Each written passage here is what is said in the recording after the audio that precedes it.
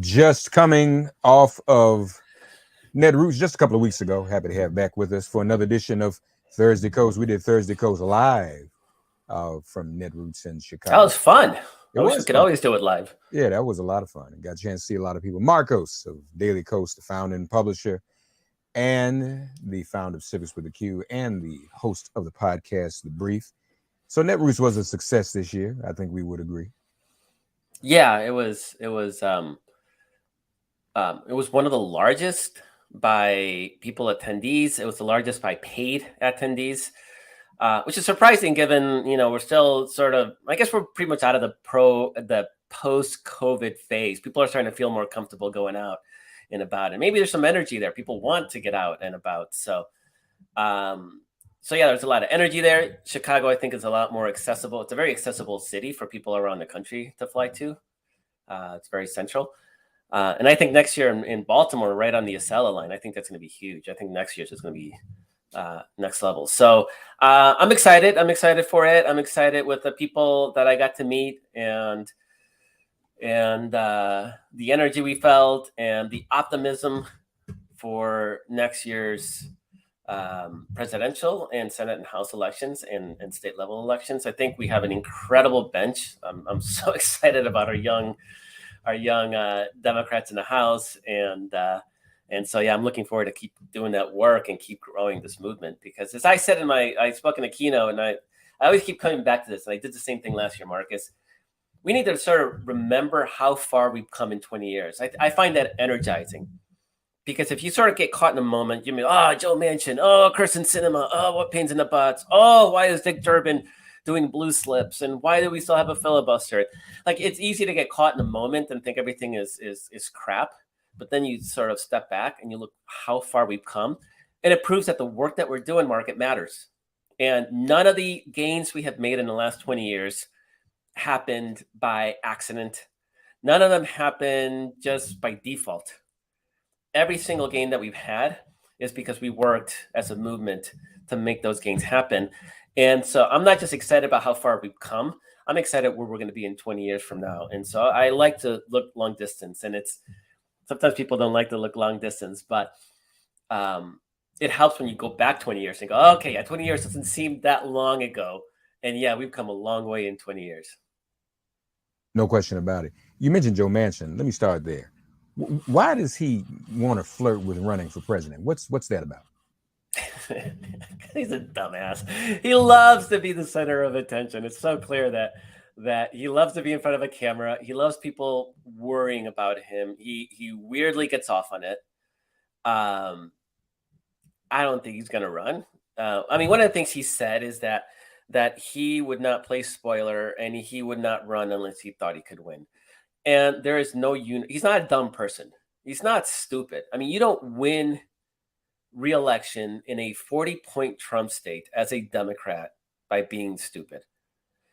Everything he does is calculated to win in points. And every time liberals and Democrats get angry at him, that helps him stay in power in West Virginia. So a lot of it is calculated. A lot of it is actually, I think, just tolerated by leadership, because they're like, all right, Joe, like, do what you need to do to get reelected. Because reality is we're worse off if he's not in the Senate than if he is. What we need is a one vote Senate majority, not including Joe Manchin.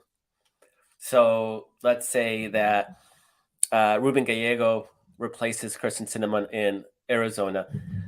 We hold our ground everywhere.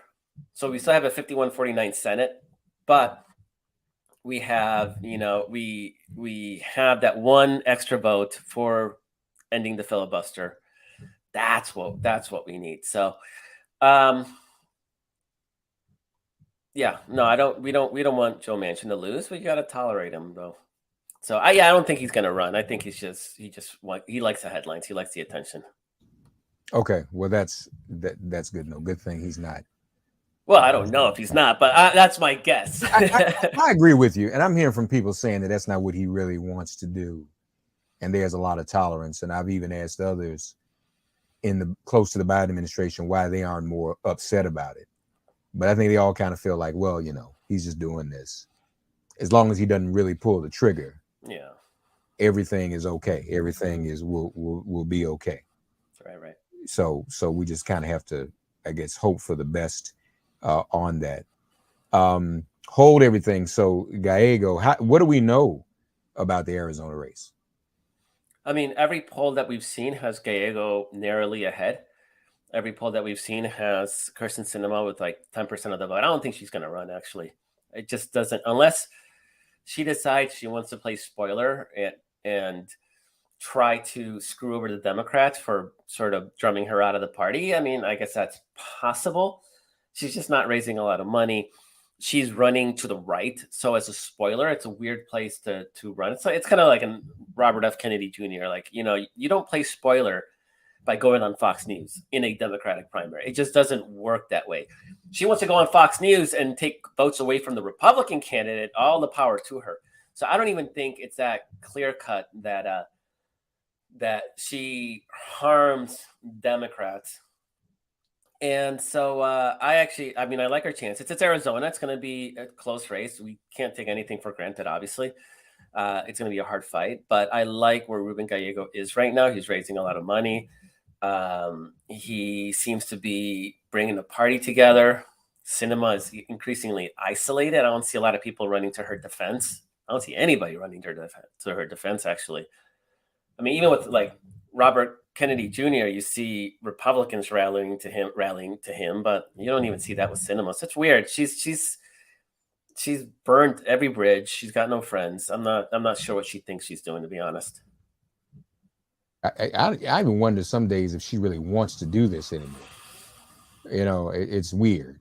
She likes to be a troll. I mean, I think that much is clear at this point, but I don't know that anybody's being trolled anymore. I mean, that's the problem. Joe Manchin knows how to troll. Like it benefits him in the state where being a troll against Democrats is actually a plus. I don't know what Sinema thought she was doing and who she thought she was appealing to. And I guess at some point she thought she was going to be a John McCain maverick. But John McCain was a Republican. He was a real Republican. And his maverickness was a fraction. And he didn't talk crap about his party. He when he voted against eliminating the Affordable Care Act, it was a vote of conscience. It wasn't him being, I'm going to like troll Republicans. Like, he actually believed that given his own health issues, he wasn't able to join his party. I'm willing to give Joe Manchin votes like that, given his state, right? But Sinema, none of what she does makes political sense, and she thinks that just by being an a-hole, that's what being a maverick was. But John McCain wasn't an a-hole. He was not. He was actually beloved by people because he stood for something, and even if you disagreed with what he stood for, it was genuine. And nothing about Sinema is real.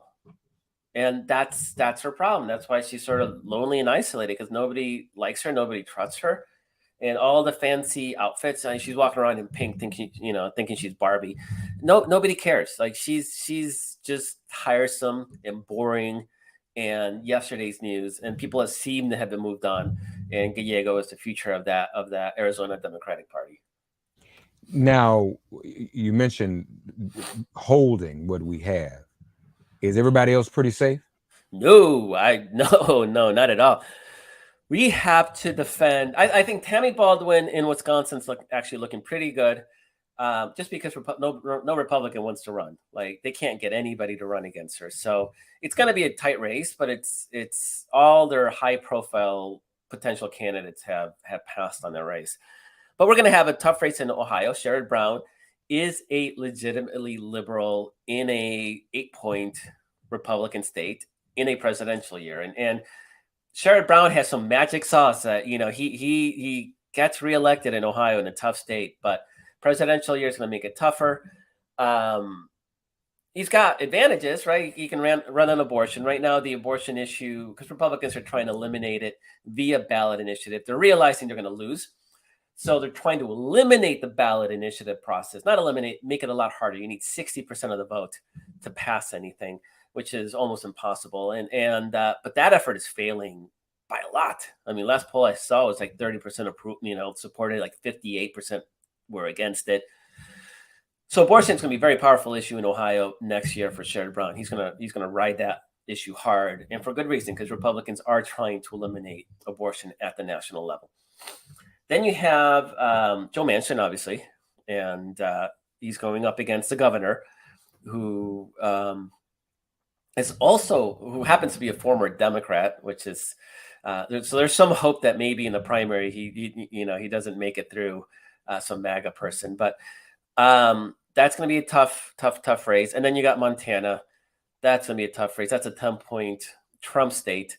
And John Tester is running for re-election. Again, the abortion issue is playing really well for Democrats in Montana.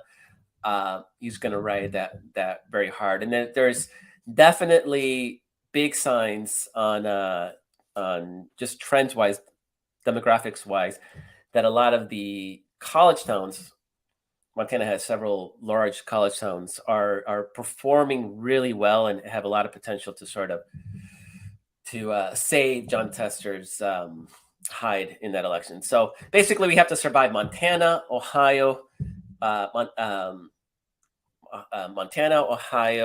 West Virginia, and maybe Wisconsin. And we really don't have any real pickup opportunities. Our two best pickup opportunities are Texas and Florida. And Ted Cruz is hugely unpopular. So there's maybe an outside chance that can be competitive. Ted Cruz only won by 2 points last time he ran for re-election 6 years ago against Beto O'Rourke. I mean, there's maybe an outside chance that something there happens. Florida, Rick Scott is not particularly beloved, but Florida's Florida.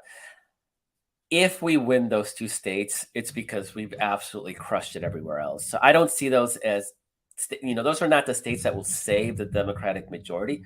Those would be the states that in a Democratic blue wave would expand, because we've already held Wisconsin, Montana, West Virginia, and Ohio. So it's tough. The Senate is tough.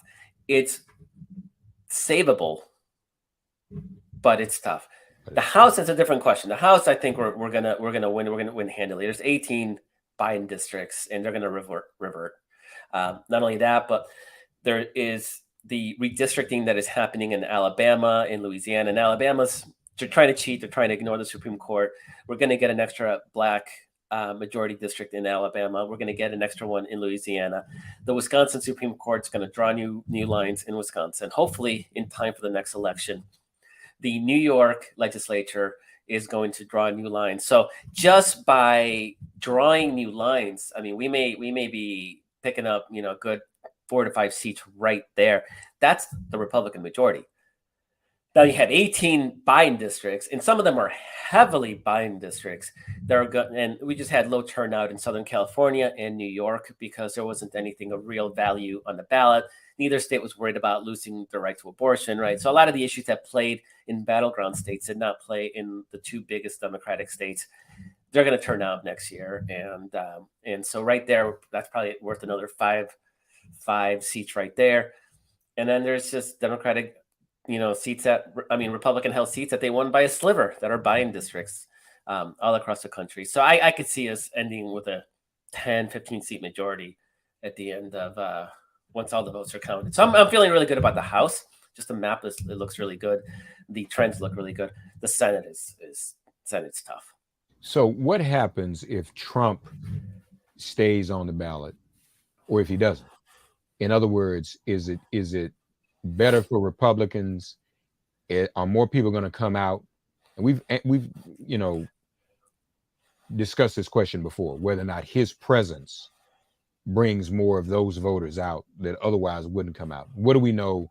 Hence, more vote if he's on the ballot, less vote if he's not. Or are there some signs that there are just enough of them, a sliver of them, that are sick of him too? Do we know anything about that? We know that Trump brings out people that do not vote otherwise. We do know that. These are disaffected rural whites who are nihilists. And so they don't believe in any politicians, but they believe in Donald Trump, the individual. And that's a good... Non-college educated. Yeah. And this is a good 10 to 20% of the electorate. Empathetic to felons. So these yeah, exactly. uh these are people that we didn't even know existed politically. We always talked about, non-performing core Democratic constituencies. Like, these guys came out, and they came out a little bit in 2016, and Trump won by the Electoral College. They came out in even bigger numbers in 2020, which it's just, we were saved by an even larger surge in Democratic base turnout. But these people exist. They did not turn out last year, which is one reason that Democrats did so well. It's the reason that Republicans cannot quit Donald Trump, because they I think they look at the math, and yeah, they've been losing since Donald Trump was elected, but they realize that if they lose 10, 15, 20% of their base without Trump around, or with an angry Trump actively telling them not to vote, because Donald Trump would do that if he's not the nominee, that they can't win. Now, I suspect that Mitch McConnell nowadays wishes he would have voted for impeachment. Just rip that Band-Aid off, right? Because you can rebuild as a party. After what was it, 1976, the Republicans looked really bad shape after Watergate and after Richard Nixon. 4 years later, they had Ronald Reagan, right? So people have short memories. Things happen, and once a party is in power for too long, or long enough, and there's a very real chance that the Democrats may have a real long streak here, because Republicans are looking poor. So yeah, you rip off that Band-Aid. You have a bunch of pissed off Trump supporters. They quit politics, but they can more than be offset by growing suburban college-educated voters, right? Make it play for them. But instead, they're really banking on these rural voters, evangelical voters. It's a shrinking number. Gun owners. There are more guns, but they're concentrated in fewer and fewer people. That's a shrinking demographic. Old Southern white men. They're old. They're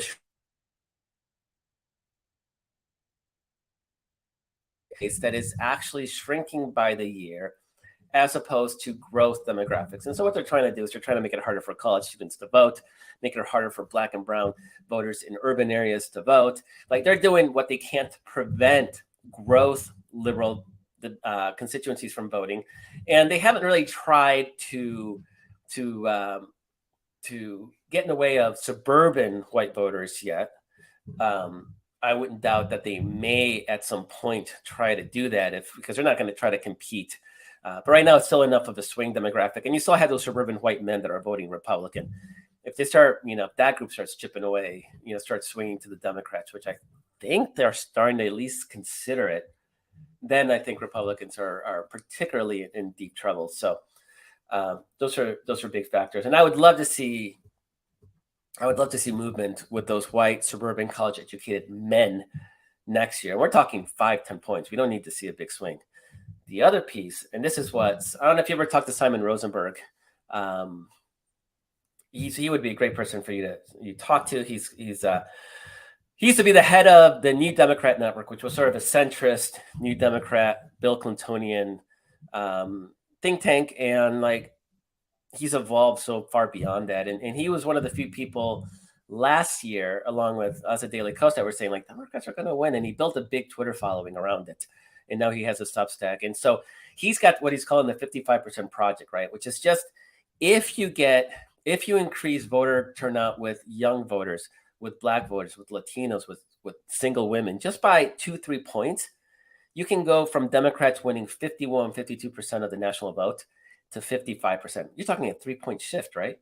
That 3-point shift means you're barely winning by the margins to a 55-45 Democratic majority, which makes it incredibly difficult for Republicans to win the presidency, and actually starts moving states like North Carolina and down ballot seats, the Senate seats, Florida, Texas, starts moving them closer in our direction, and accelerates the transition of states like South Carolina, Mississippi to contested status. So it doesn't seem that ambitious to go 3 points with these groups, but you do that, and that 55-45% Democratic majority is actually real.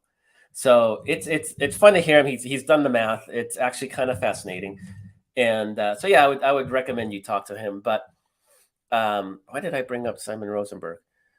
I don't know. Maybe just the idea that we have these sort of demographics that are growing, and Republicans are not trying to compete anymore. They're trying to subvert their ability to vote. So, yeah, that's where we are today. And if I was a Republican, I would rip that Band-Aid off, boot Donald Trump from the party.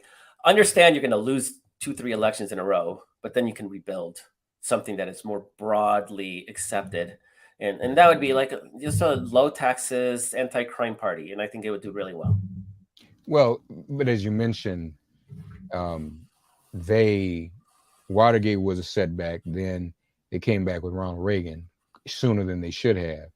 But let's face it, a lot of the people who were involved in Watergate still came back and kept trying to justify it and write it and do it better the next time. Remember, Nixon never admitted it was a crime. He just says it was a botched operation. And so, well, let's get it right the next time. So you had Watergate alums in the Reagan administration, in the Bush 1 administration, in the Bush 2 administration, and now obviously around Trump. So there's just a culture. There's never been anybody that emphatically say we want to root this culture. There's another website you and I know, crooksandliars.com. We want to root the crooks and liars out of this process. It never happened. Now, but we also know really the only real reason that Reagan came to being was because of the economy. Economy was in very bad shape. And they took advantage of that. Okay. What are your thoughts? And I'm this is a sort of a civics with a Q question as well, because I'm looking at some of the polls and people aren't real enthusiastic about the economy on civics. But yet the White House is touting Bidenomics, continued job growth, fully restored employment since COVID. So what's the deal? Is the economy okay? Is that enough? Will that help? I mean, the economy is probably the best economy that we've seen in generations. I mean, not only is unemployment at essentially functionally almost zero, like 3%, the 60-year low, but inflation is under control, and it's the lowest inflation rate in the industrialized world. I mean, we're not seeing these kind of numbers in Europe or Asia. So it's very little for Republicans to really grasp on. So they're going to still talk about gas prices are too high, and so they're going to ride that horse because why not? Now, polling's never going to show that people really think the economy is well, because any Republican answering the poll is going to absolutely answer no, just for partisan reasons, their own personal situation. So there's been polling done. I think Navigator does this, where they ignore the partisan component and they say, is your financial situation better or worse off the last X number of years? And if you ask it absent of the partisan envelope, framework, you get like 70-80% of people say that they're better off individually. They're better off.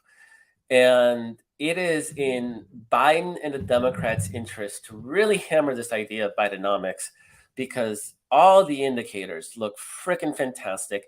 All the economists thought that we're gonna go into recession because of the inflation issue. And how could you lower inflation if you had such high growth job numbers? The more people have money, the more they spend. That drives inflation by economic theory.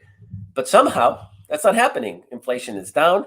Employment remains at record highs. Unemployment at record lows.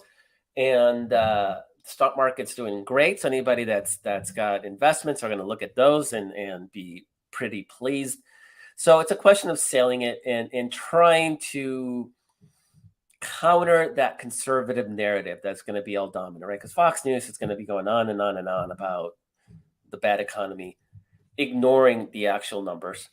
And there are going to be enough people that are going to do so for partisan reasons. And a lot of people don't pay attention or peripherally do so. And they may be personally making a lot more money because their job makes more money, but they pay a little bit more on gas. And so that gets them angry. So that's going to be the challenge, I think, is taking credit for that economy and really, really selling it. And, Democrats are terrible at selling, their own policies and successes.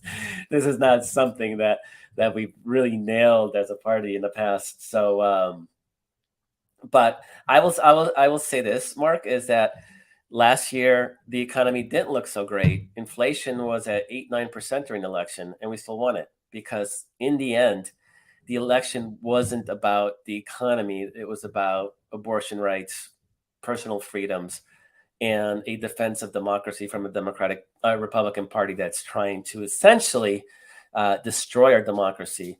And none of that has changed moving into next year. So those two issues are still going to be salient.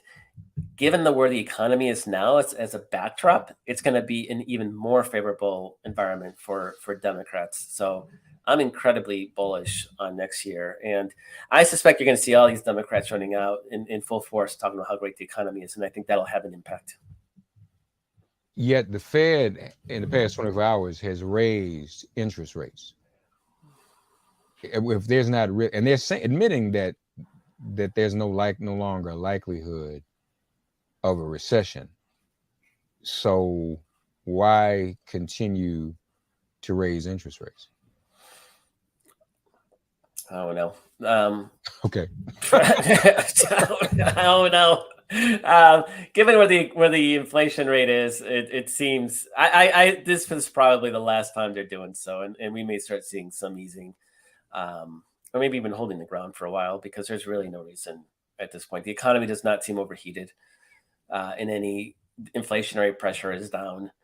There is, and you may know this, but there is a Wall Street bias against full employment. Companies don't like it because it makes the cost of labor higher.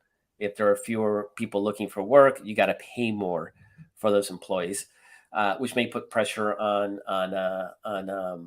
corporate profits. But we're not seeing that yet. Corporate profits are doing freaking fantastic, and because they're all gouging, that's where all the inflation is gouging from corporate America. So yeah, you're not seeing the things that Econ 101 says that we should be seeing, and I don't have an answer as to why.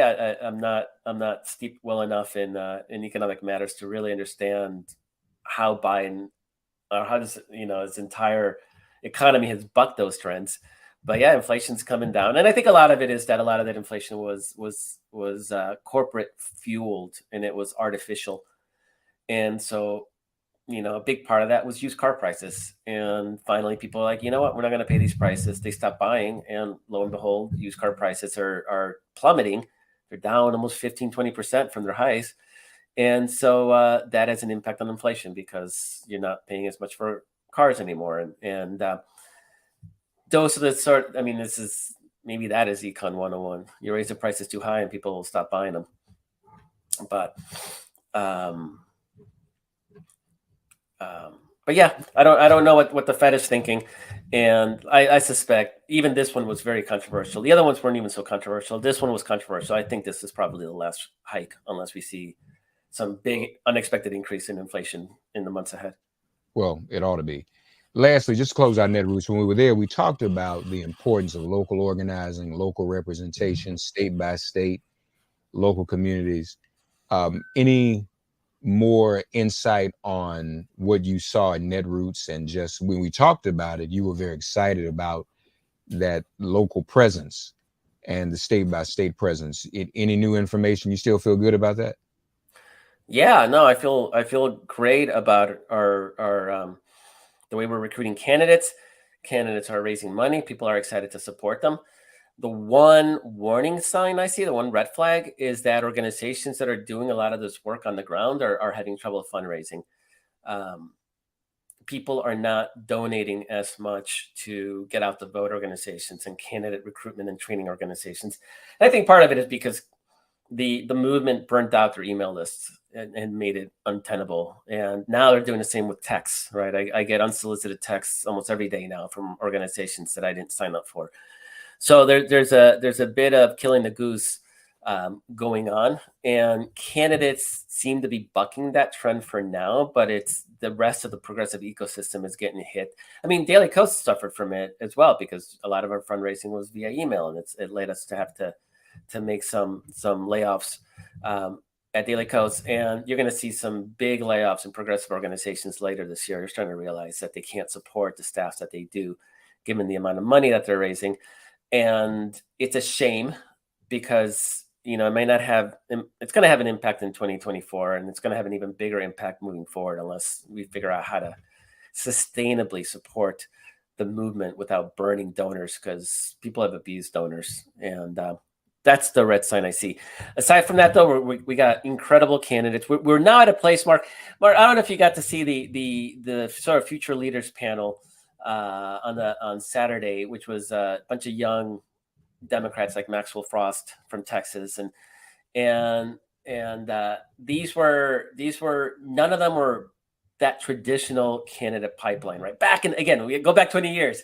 20 years ago, to run for House, you had to be a lawyer with a network of people that would give you the money you needed to run. And who was that? It was old white guys. I mean, that's who ran for office. No women, no people of color, because they weren't part of that club. Now, I don't know if there's any like old white lawyers running for the House, right? We have a movement that's able to support candidates that come from non-traditional sources, activists and public defenders, and like it's all these, like, it's a different world. You don't need to have that money network built in, and it totally changes the game. And so we have so many better candidates. So I'm really excited about where we're going as a movement. It's a much more dynamic, much more diverse, more relevant to people, and still too old for my taste. Just a broader membership of the House and the Senate. But there's a lot of signs there that we're improving, and that younger candidates are becoming relevant, and we can fund them and support them and get them elected. Definitely still too old, yeah. But no, it's happening. It's the oldest House we've ever had. Really? By age. Yeah. Senate too. Yeah, wow. And people talking about your Senator Dianne Feinstein, and then we saw where Mitch McConnell, became catatonic for some reason. I don't wish ill on anybody, but I mean, that age piece is real. Mm-hmm. And I mean, let's be honest, we talked about our concerns with Biden. Lord have mercy. Mm-hmm. I have a lot of anxiety. But we got, as you said, we got Kamala Harris. Mm-hmm. So that's why you have vice presidents. That's why you have running mates. That's the purpose of that. Yep. But yeah, the oldest, I guess so. These are pretty old people. So people don't leave. That's sort of the problem. People like Feinstein. There needs to be. That's why I have so much respect for Nancy Pelosi, who didn't just retire, but she orchestrated this leadership transition to a young, dynamic, new Democratic leader in Hakeem Jeffries. Right? You can do it. It's possible, particularly since the second in command, what's his face from Maryland, Pelosi's old lieutenant, Steny Hoyer. Yeah, he didn't want to go anywhere, and he's still in that leader. He didn't step his part down, right? So yeah, you still got these old white men who still don't want to step aside for a new, younger generation. So it's still a thing, but she got everybody else that was older, old generation, to step aside for this new generation of leaders. And whatever, okay, Steny Hoyer, you can stay in the mix, but hopefully everybody ignores him. Or maybe he brings something to the table. Maybe he brings some institutional knowledge that's helpful. But we do need to see more of that leadership transition, not just in the House and Senate, but I'm talking, all across the country, state legislatures and whatnot.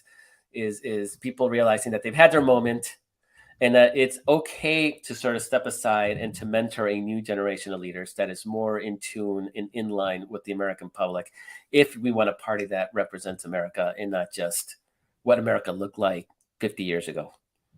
We could use some of that in some of our political organizations, grassroots organizations. It's happening there. It's happening more than anywhere else, I got to say. True. That's true. Civil rights organizations, all of the above. So yes. By the way, we were talking about something just before we go, and I wanted to refresh myself on the topic. We were talking about the Fed. So I go on my tabs on my browser on Chrome to go to Twitter, and I can't find it because Twitter is now X. Oh God. It's just new. That's a little sidebar, y'all. Just a nuisance. If you haven't experienced it yet, you will. It's like X is now X. What is that? So anyway. It's Musk being an idiot. I mean, it's a masterclass in how to piss away $44 billion. I mean, he's managed it. And you've got, apparently Zuckerberg has a trademark or patent on X.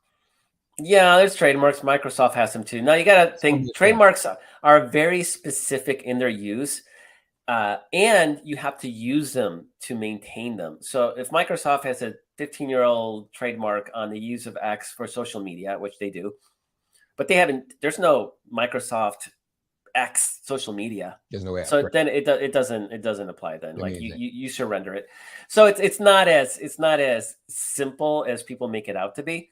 Now what it does mean is that some of these trademark holders may decide to sue Musk just to sue him because they're all petty a-holes.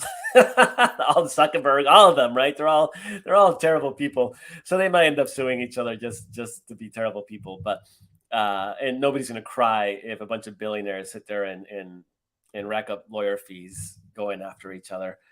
That's not Musk's problem, though. Musk's problem is that the only thing he had there was Twitter's brand. He's systematically been working to destroy it, and now he just literally threw it away for a brand that looks like a porn site. And people have pointed out, somebody had a little strip of icons with X, and one of them is like that's the Twitter one. Like all the other 6 icons that this guy had, pulled up were porn sites.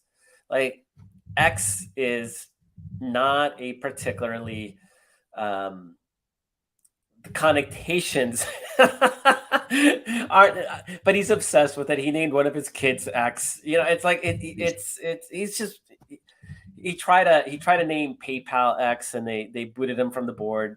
From CEO because he went on vacation. They're like, yeah, no, we're not going to name ourselves X. So they kicked him out as CEO. He's had this lifelong obsession. And you got SpaceX, you got the Model X car and Tesla. Like he's obsessed with this letter for whatever reason. He thinks it's edgy or cool or hip or something. It's weird. Have you And joined Zuckerberg's new thing, Threads? so I have a lot of high hope for it, believe it or not. The problem with it is that right now it's still very rudimentary. So they just yesterday announced chronological order of tweets, not some algorithmic thing. And they still don't have a web client. And if I'm working on my desktop, and so I need to be able, if I'm going to write any of these threads, I need to be able to do it on my computer, not on the phone. That said, what's exciting about Threads is that it's going to be based on this or it's going to live on this platform called ActivityPub. Now, ActivityPub is a web standard. It is what Mastodon is built on, and some of the other new Twitter clones are built on. The idea being that if you are on ActivityPub website, you can actually move yourself and your followers and your content to a new client. If you don't like the old one, like I'm on Mastodon, I'm going to move over to Threads. Threads is not working because Facebook is terrible with privacy. I'll move on to this other new thing. And so platforms will compete, not because right now you have what's called the network effect, right? People don't want to leave Twitter. I have 180,000 followers on Twitter. I've essentially stopped using it just because I can't deal with the Elon Musk stuff. 180,000 followers, so it's a very valuable group of people that I could be talking to and promoting Daily Kos and promoting my politics. And right now it's lost. It's a lost asset because it's stuck on Twitter. So I either have to stay on Twitter or I have to go somewhere else and start new. If Twitter was on ActivityPub, I could just literally move 180,000 my followers, all of them, to Threads or whatever, right? So the reason I think Threads it's got a lot of power is because if you're like an AOC, she's got 8.5 million followers on Instagram. She's got a built-in audience on day one on Threads. If she goes to Blue Sky, you got to start from scratch. If she goes to Mastodon, you got to start from scratch. But you can go to Instagram, to Threads, have 8.5 million followers, and then one day decide, like, you know what, screw Meta, I'm going to move my 8.5 million followers to Mastodon. And so that's the promise of Threads. In fact, it's so cool and it's so promising that we're looking at maybe seeing if we can move Daily Kos to it as well, because right now we have this web walled garden. To participate on Daily Kos, you have to sign up at Daily Kos and create an account, and you can't share that material easily in other platforms. What if we tore down that wall and just plugged into this network that is spread out all over the web, and to me that's exciting, right? Because it allows other people to more easily participate in Daily Kos. and it allows Daily Kos users to more easily participate on other ActivityPub websites. So that's the promise. It's still a new standard. It's very nascent, but that's why I'm excited about Threads. Not because Instagram and privacy and Zuckerberg and they're all a-hole, like they're terrible. But if it's plugging into ActivityPub, it validates that standard, and it makes that standard the standard. I think the whole social media sphere is dramatically reshaped at that point. And then you have Threads and Mastodon and Blue Sky. You have them competing on features and privacy and moderation, as opposed to like hoarding and creating that wall to prevent you from leaving because you expended effort to build an audience. Does that make sense? Did I explain that well? You did explain it very well. That's interesting. Well, keep us posted about what Daily Kos is going to do with that. That's very interesting. Folks, civics with a Q, dailykos.com, of course, as always. Check out the podcast too. And as always, it's a pleasure to have our dear friend on with us. Have a good weekend, man.